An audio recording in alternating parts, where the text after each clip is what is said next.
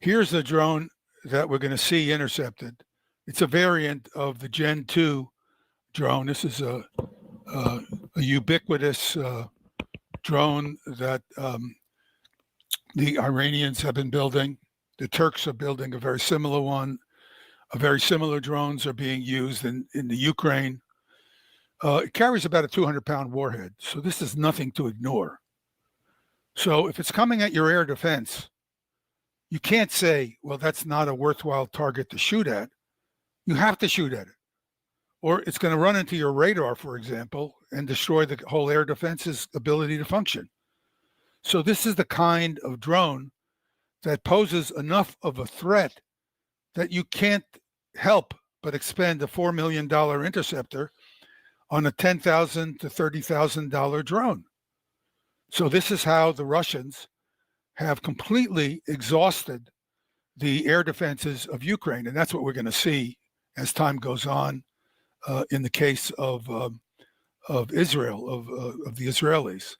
Now, if we look at the next slide, we see a particular variant of this drone. And if you look at the front end, what you're actually looking at is what is probably an infrared camera behind that radome, behind the window. And so infrared cameras are very sophisticated, but you can buy them off the street. In other words, if you want to make them, they're really tough to make. But it's like a cell phone. Cell phones are very sophisticated, but if you can buy cell phones everywhere, I can take an improvised explosive device, an IED, and I can attach a cell phone to it, which I can buy off the street, and I can detonate it from a distance at you. And so this extremely sophisticated technology that's in the cell phone is available to me. So I don't have to be able to build an extraordinarily capable remote detonation device. I can go and buy it on the street and adapt it for my purpose. So these infrared sensors are very, very, very capable and sophisticated. But you go on the street, you can go as a hobbyist and buy it on the street and put it into this missile. So here's a very impressive intercept on the next slide of one of these drones by an Iron Dome interceptor. The Iron Dome interceptors are missing the ballistic missiles completely. They have effectively, it's probably a close to zero capability of hitting the ballistic missiles. They're probably missing everything.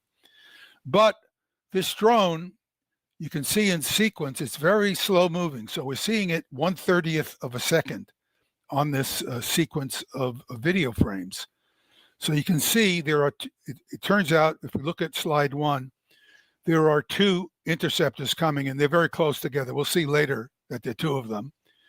In slide 2, you can see how fast the Iron Dome interceptor is going relative to the drone.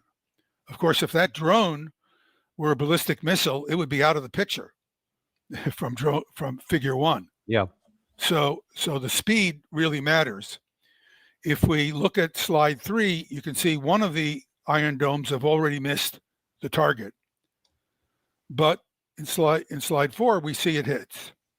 So, as I have said repeatedly in the past, the Iron Domes are capable of shooting down cruise missiles and drones. But they're expensive interceptors and they are not perfect.